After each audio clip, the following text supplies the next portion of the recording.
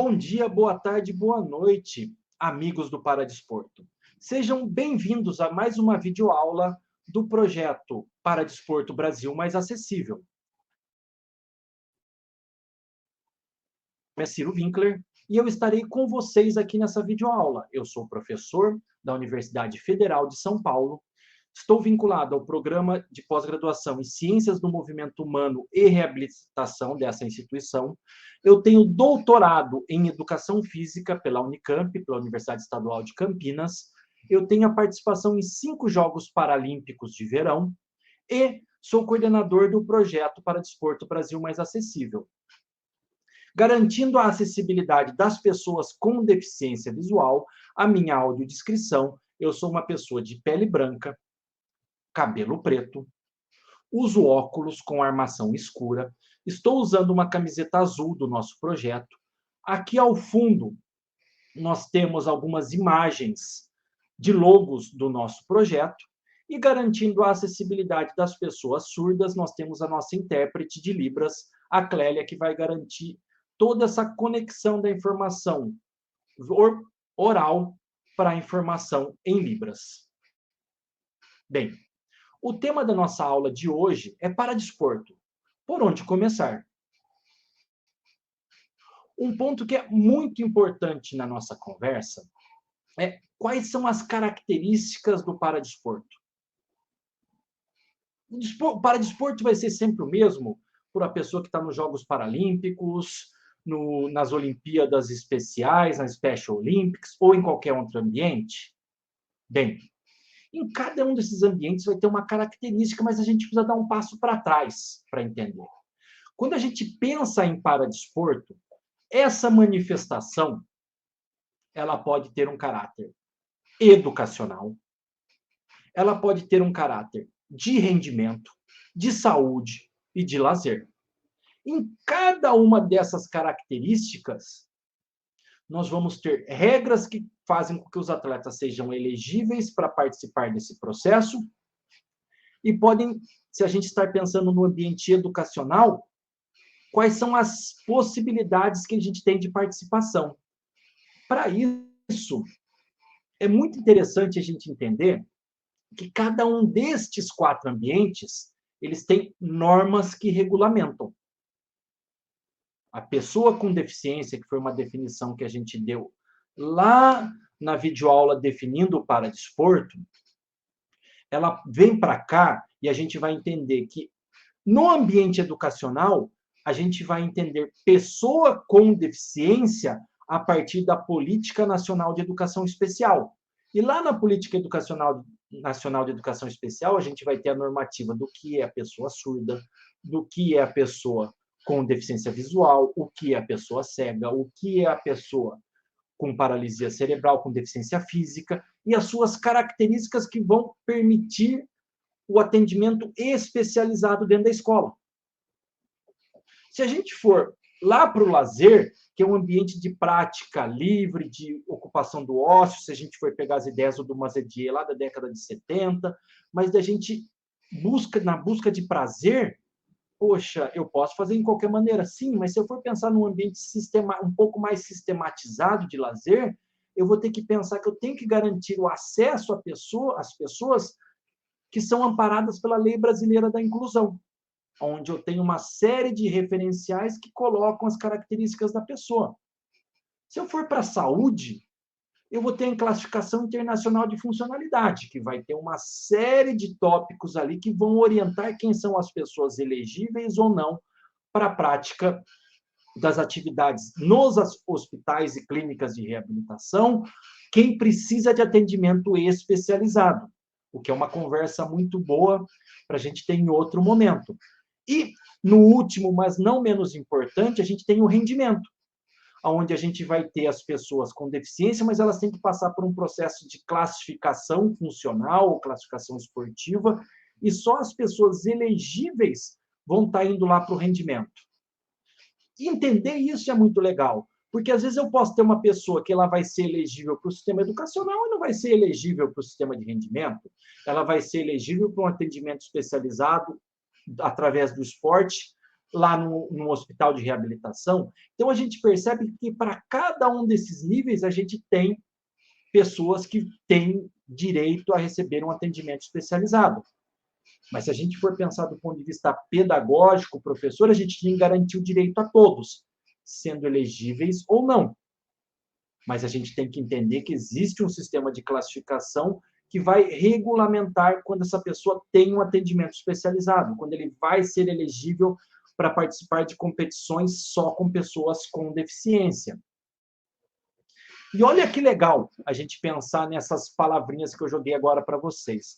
A gente vai se apropriar de um conceito lá de 1987, do Joseph Winnick. É óbvio que aqui essa tradução é uma adaptação, que eu já coloquei algumas palavras como paradesporto, mas a gente tem uma balança, como a gente está representando aqui nesta imagem, a gente tem uma balança. De um lado, a gente tem o paradesporto, do outro, a gente tem o desporto regular. E a pessoa com deficiência, ela pode ser inserida no paradesporto ou no desporto regular, dependendo de suas características, dependendo das suas questões ambientais. E se a pessoa ela é inserida no paradesporto, ela, por exemplo, ela vai poder participar no desporto integrado, como acontece muitas vezes na Special Olympics, onde você vai ter pessoas com deficiência e pessoas sem deficiência competindo, ou alguns eventos onde a gente tem goalball ou voleibol sentado praticado por pessoas com deficiência e pessoas sem deficiência.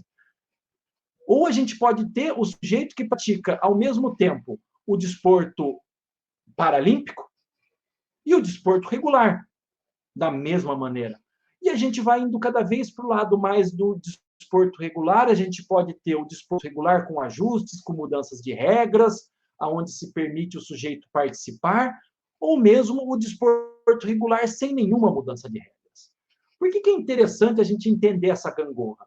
Porque a gente pode pegar, por exemplo, uma pessoa com uma deficiência mínima, como uma amputação, e ela pode participar tanto de esporte quanto de competições no ambiente regular. Ela vai ficar aqui nesse meio.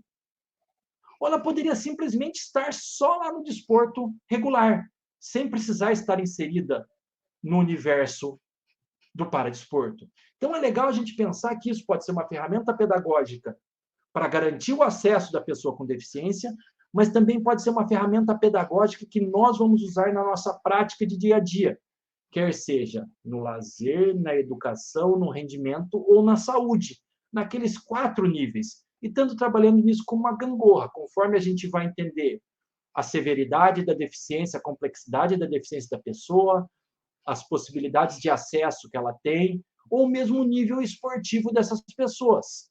Então, isso é interessante do ponto de vista pedagógico e entendendo um pouquinho essas características da pessoa com deficiência. E olha que legal quando a gente pensa nesses cenários e a gente pensa em modalidades paradesportivas. A gente sempre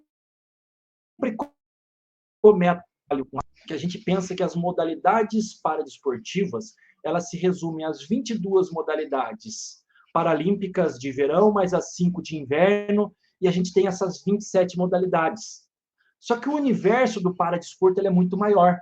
A gente tem as modalidades paralímpicas, a gente tem a Special Olympics, a gente tem a Olimpíada das APAES, a gente tem o esporte para pessoas com síndrome de Down, a gente tem o esporte das pessoas com deficiência intelectual, a gente tem o esporte para pessoas em cadeira de rodas, a gente tem o esporte para pessoas com paralisia cerebral, para pessoas com amputação, para pessoas com deficiência visual, para pessoas com baixa estatura, modalidades para diversas áreas de deficiência, e a gente tem o movimento surdo olímpico.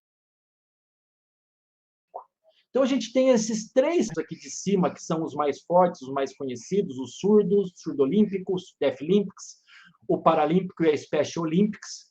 Isso é bastante interessante da gente conhecer e ver essa diversidade. E mesmo modalidades que do programa paralímpico hoje estão fora do programa paralímpico. Então, se a gente parar para pensar esse universo, a gente conseguiu listar 87 modalidades paradesportivas. Dessas 87 modalidades que a gente conseguiu listar, que a gente identificou prática realizada por pessoas com deficiência, quando a gente cruzou aqueles vários pontos, a gente identificou 193 modalidades paradesportivas, 193 possibilidades de prática pelas pessoas com deficiência. Olha que legal, isso aqui é um resumo, tá, gente? A gente pegou da letra A à letra C, isso aqui está num dos manuais que eu vou apresentar lá nas referências para vocês no final. Mas se a gente pegar artes marciais mistas, a gente vê aqui que ele é praticado por pessoas com deficiências de diferentes características, deficiência visual, deficiência física. Se a gente for pegar o atletismo, ele faz parte do programa paralímpico, ele faz parte do programa dos surdos, ele faz parte da Special, da PAI, da Síndrome de Down, e é uma competição específica para anões. Poxa, Ciro, mas tem a competição específica para anões na Paralimpíada? Tem, só que aqui são competições para anões que não fazem parte das Paralimpíadas, como, por exemplo, as provas de corrida. Então, isso aqui é bem legal, que você começa a ver que o basquete não é só o basquete em cadeira de rodas. Olha a quantidade e a diversidade que a gente tem de formas de basquete. Ou a bocha, que é uma modalidade paralímpica, mas a gente tem na Special, tem nos Jogos das APAES, tem para deficientes visuais e tem para anões. Então, é muito legal a gente pensar em diversidade. E entender a diversidade vai fazer com que a gente pense em como ensinar pessoas diferentes de maneiras diferentes. Como que eu vou abordar as questões pedagógicas em cada um desses pontos? E eu acho que aqui a gente começa a pensar um pouquinho como que a gente pode organizar a classificação esportiva pela lógica interna. Se a gente for pegar a lógica interna, a gente for pegar as modalidades de alvo, as modalidades de precisão,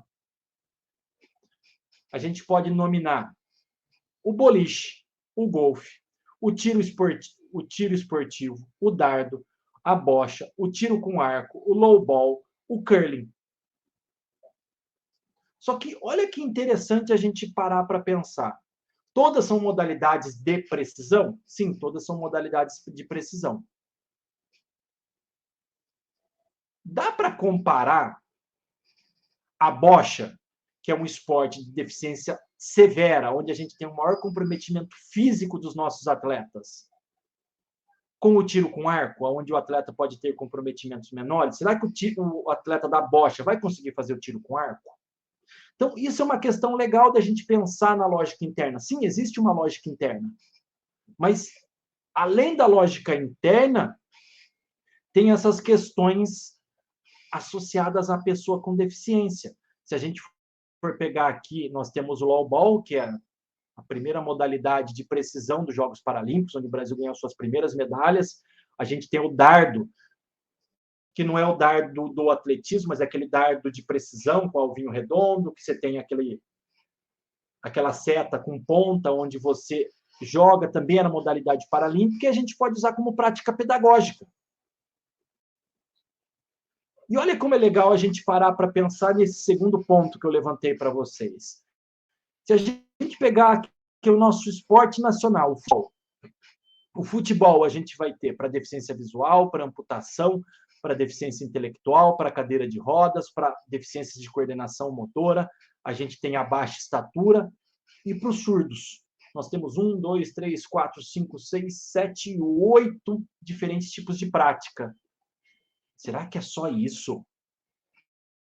Quando a gente começa a entender, a gente descobre que o problema é muito maior.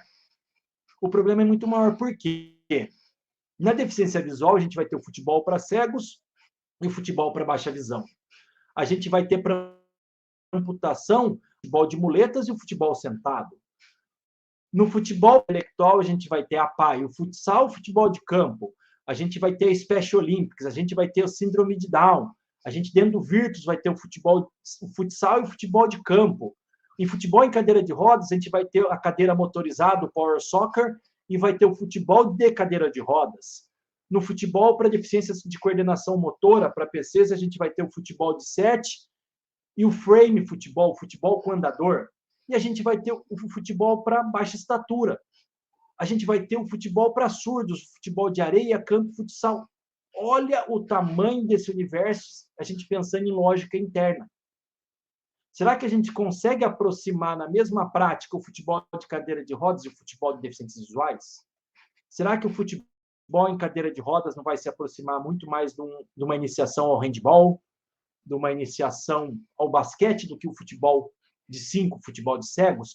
Então, esses mecanismos são muito importantes para a gente entender, para a gente construir a nossa prática pedagógica.